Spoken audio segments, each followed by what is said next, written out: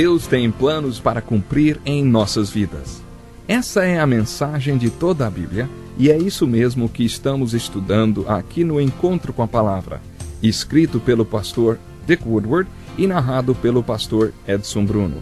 Fique atento a mais um programa que o Ministério Cooperativo Internacional leva a você. Com você agora, pastor Edson Bruno.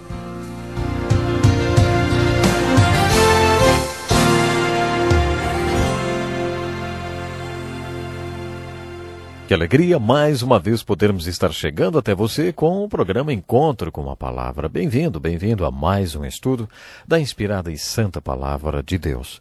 Esse é um estudo de toda a Bíblia e já chegamos aos 3 últimos livros históricos do Velho Testamento. Pegue a sua Bíblia e abra no livro de Esdras. Siga comigo o estudo dos livros de Esdras e Neemias. Há algum tempo eu comentei que os 12 livros históricos do Velho Testamento podem ser classificados em 3 grupos. Primeiro, temos os 3 livros históricos chamados de livros históricos alegóricos, Josué, Juízes e Rute. Além de serem históricos, eles também apresentam verdades alegóricas. Temos depois os 6 livros históricos chamados de livros histórico-literários do reino. Já terminamos a leitura e o estudo desses livros. Restam ainda mais 3 livros históricos para estudarmos. Esses livros são classificados como livros históricos pós-cativeiro. O cativeiro babilônico foi um dos acontecimentos históricos mais importantes na história dos hebreus.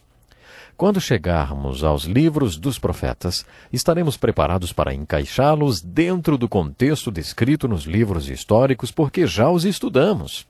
Quando localizamos os profetas historicamente, descobrimos que eles podem ser classificados como pré-cativeiro, durante o cativeiro e pós-cativeiro.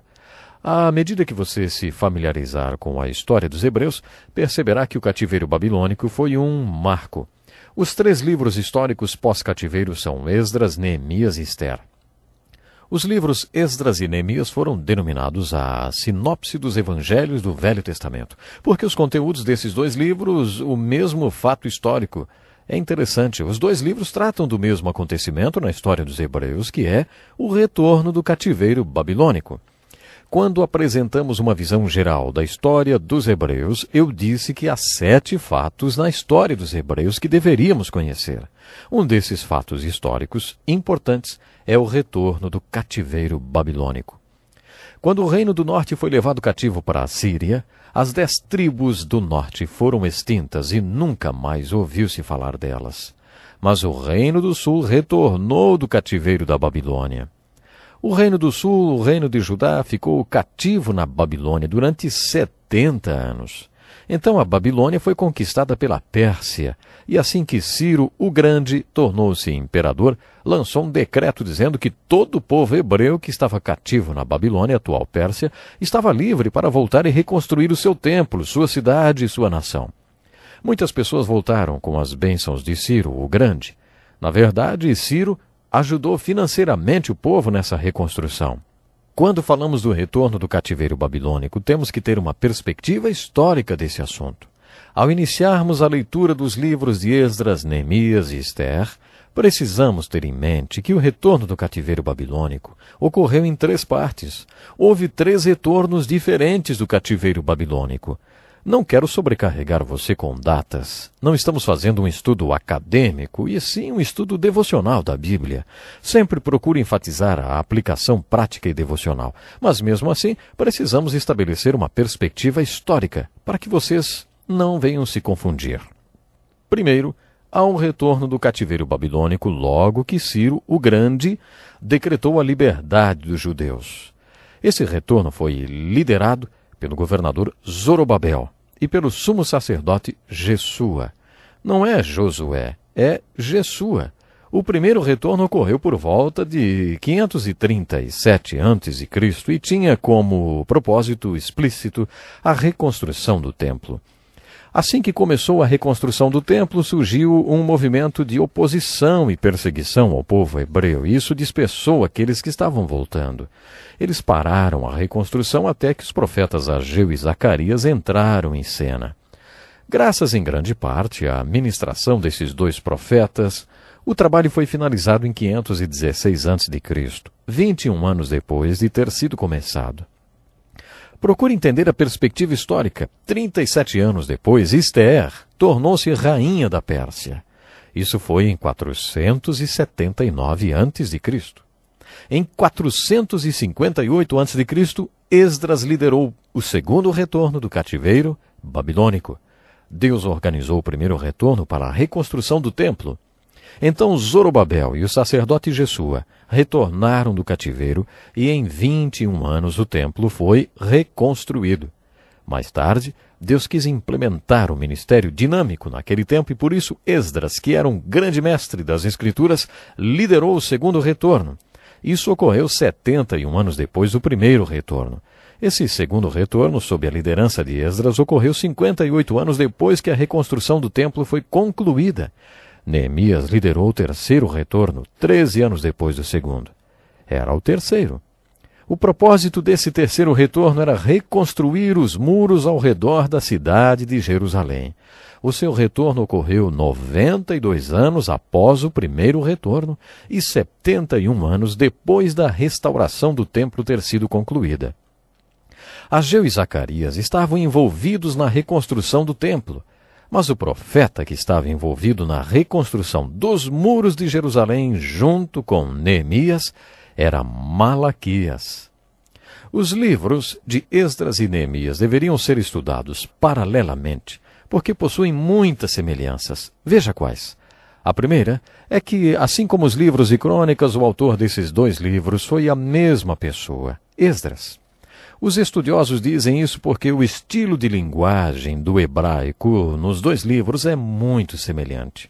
Ambos lidam com o mesmo acontecimento da história dos hebreus, o retorno do cativeiro babilônico. Eles também são semelhantes porque o tema central dos dois livros é a obra que Deus está realizando. Nos dois livros, a obra de Deus é a reconstrução.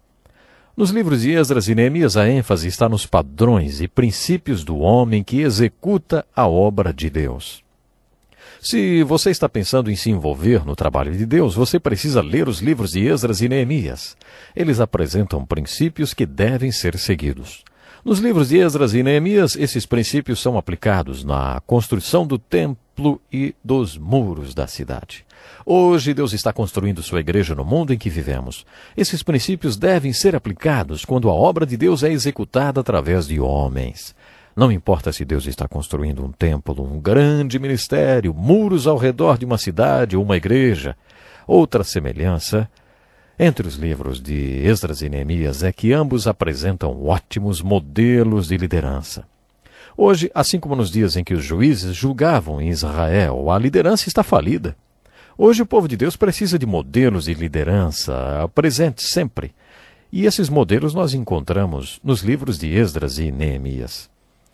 Esses líderes, Esdras e Neemias, eram diferentes no estilo de líder e dos talentos que eles tinham. Dentro de suas áreas de atuação, ambos foram ótimos líderes. Esdras era um escriba, um professor da palavra de Deus. Seu trabalho era mais voltado ao pastoreio. Neemias era um construtor pragmático e prático, um leigo. Esdras era um sacerdote e Neemias era um membro da congregação. Em Atos capítulo 6, lemos que os apóstolos decidiram que não deveriam mais administrar o programa de alimentação. Eles não deveriam largar a palavra de Deus para servir às mesas. Eles convocaram o povo de Deus e anunciaram: Irmãos, escolham entre vocês 7 homens de bom testemunho, cheios do Espírito e de sabedoria. Passaremos a eles essa tarefa e nos dedicaremos à oração e ao ministério da palavra. Todos os dons espirituais são espirituais, mas alguns dons espirituais são pastorais e outros são práticos. Esses dois grandes líderes ilustram essa distinção. Esdras é um exemplo de alguém com dom pastoral. Neemias era tão espiritual quanto Esdras, mas era um leigo prático e pragmático. Neemias era um construtor. Ele é um exemplo de gente que faz. Esses dois líderes eram muito diferentes.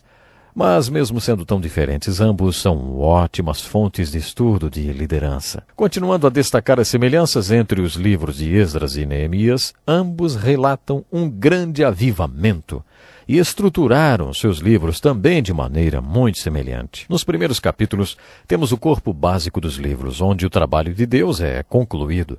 No mesmo lugar, nos dois livros, depois que o trabalho de Deus foi concluído, o povo afastou-se de Deus. Em Esdras, no capítulo 9, e em Neemias, também no capítulo 9, os dois líderes lamentaram o comportamento do povo de Deus.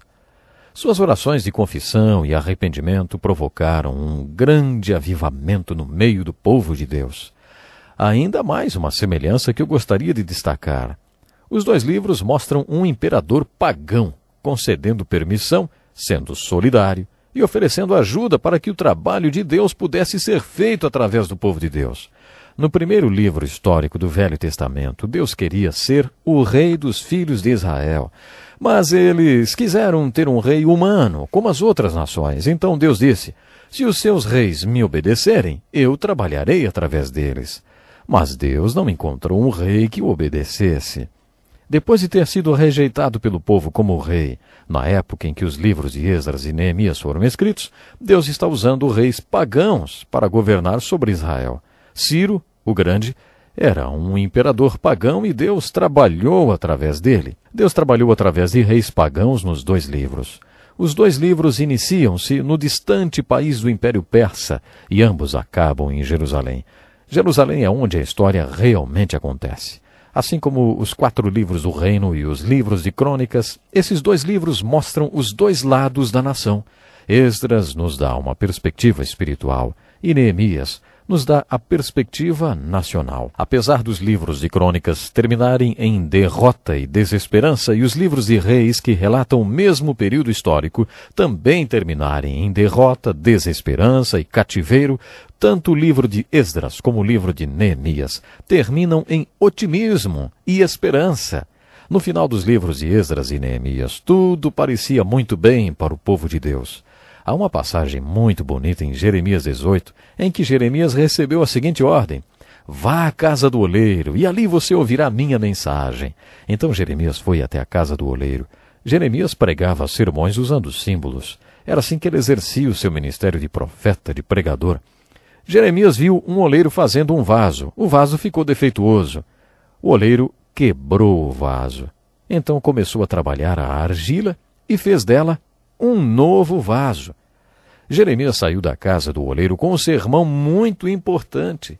Esse sermão de Jeremias pode ser comparado ao sermão de Jesus sobre nascer de novo. A aplicação devocional e prática do reavivamento descrito no capítulo 9 dos livros de Esdras e Neemias é a mesma. Deus pode fazer um vaso novo do seu povo. Antes de me despedir, gostaria de fazer a seguinte pergunta: Deus já fez uma reciclagem na sua vida? Esse sermão maravilhoso de Jeremias, inspirado pelo Espírito Santo, nos anuncia as boas novas de que o Deus Todo-Poderoso gostaria muito de fazer isso.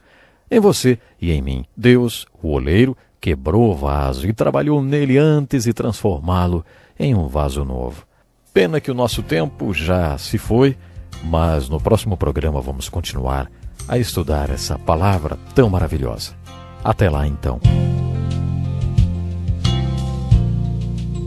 Que lição importantíssima. Obrigado, pastor Edson Bruno. Prezado ouvinte, coloque em prática o que você ouviu aqui. Sem dúvida, sua vida será grandemente abençoada. Este é um estudo escrito pelo Dr. Dick Woodward, na voz do pastor Edson Bruno. Escreva-nos e solicite o material.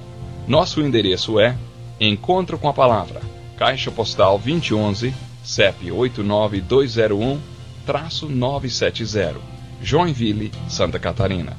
Até o nosso próximo encontro com a Palavra.